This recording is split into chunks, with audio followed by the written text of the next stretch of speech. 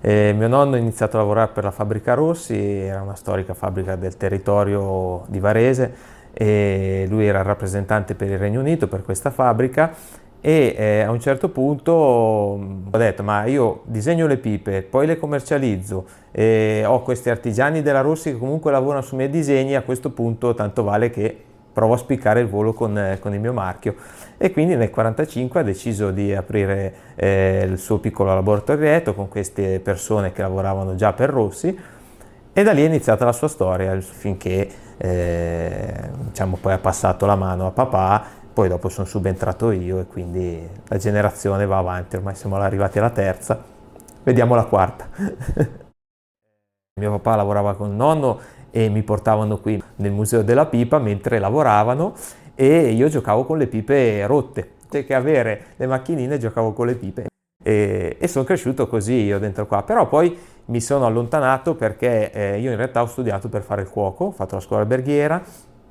e ho lavorato per un po' di anni nella ristorazione, e dopo per un caso molto fortuito sono rientrato nel mondo delle pipe perché una sera un mio ex collega mi ha detto dai facciamo una serata a tema sigari, tabacchi e pipe. E allora sono entrato nel museo, e mio nonno era morto da 2 anni, il museo è rimasto chiuso per questi 2 anni successivi alla sua morte, e mi sono accorto che tutto si stava deteriorando velocemente. E quindi ho detto, ma mio nonno ha dedicato tutta la sua vita a questo mondo, è un peccato. Quindi a tempo perso magari vengo qua, do una sistemata, tengo in ordine, pulisco un po' gli ambienti, e poi mi sono accorto che passavo più tempo qua che in una cucina. E allora ho detto c'è qualcosa che non va. E quando ero qua ero molto sereno. E quindi è ripartita questa sfida, ho chiuso il discorso della ristorazione e mi sono buttato a pieno nel mondo delle pipe, e devo dire che è stata forse una delle scelte più belle della mia vita. Io ho notato che tutti i miei clienti sono persone molto riflessive, quindi con vite molto tranquille, non gente che ha vita frenetica. Sono tanti giovani e sono ragazzi che vogliono distinguersi, quindi avere un prodotto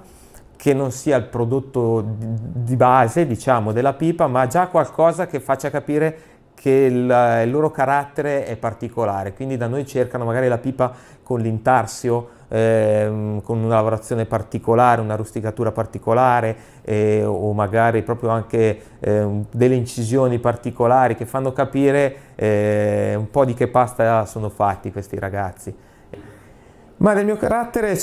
nelle pipe io vedo la creatività, perché comunque avendo lavorato in cucina avevo già questa vena creativa nei piatti, e ho cercato di portarla nelle pipe, ma nelle pipe con i colori, quindi io abbino molto nei bocchini classici, magari neri, cerco di intarsiarle con qualcosa che dia un tocco distintivo. Poi la forma io mi rivisito molto sui classici, quindi cerco di fare delle varianti di forme classiche. La cura della radica per me è fondamentale, quindi la radica deve essere tagliata bene prima di tutto, tagliata nel periodo giusto, la bollitura è molto importante, e il vecchio disciplinare che utilizzavano le vecchie fabbriche, io mi rifaccio a quello lì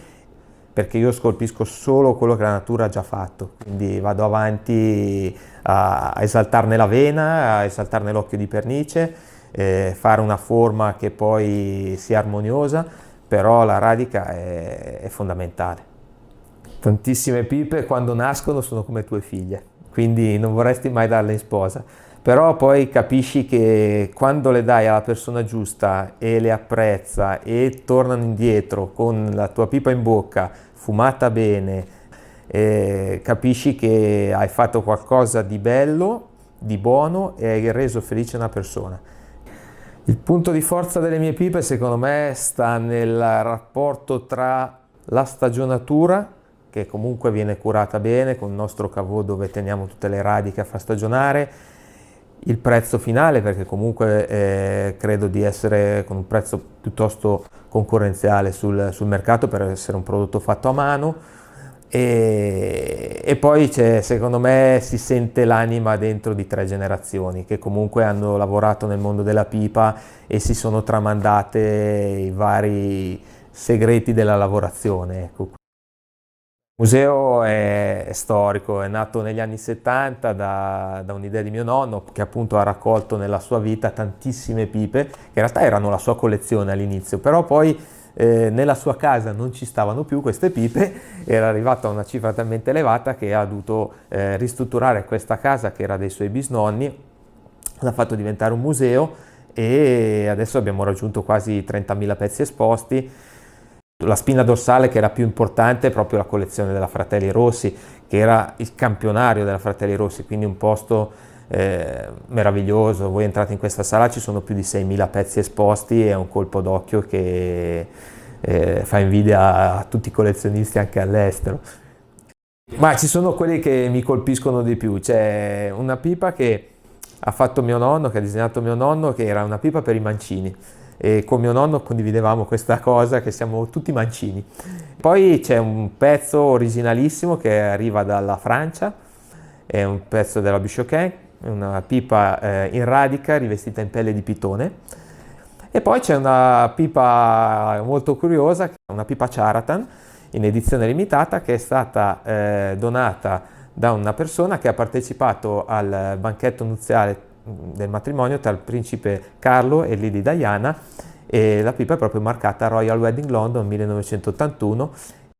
sogno nel cassetto è di continuare così e se possibile far appassionare i miei figli a questo mestiere.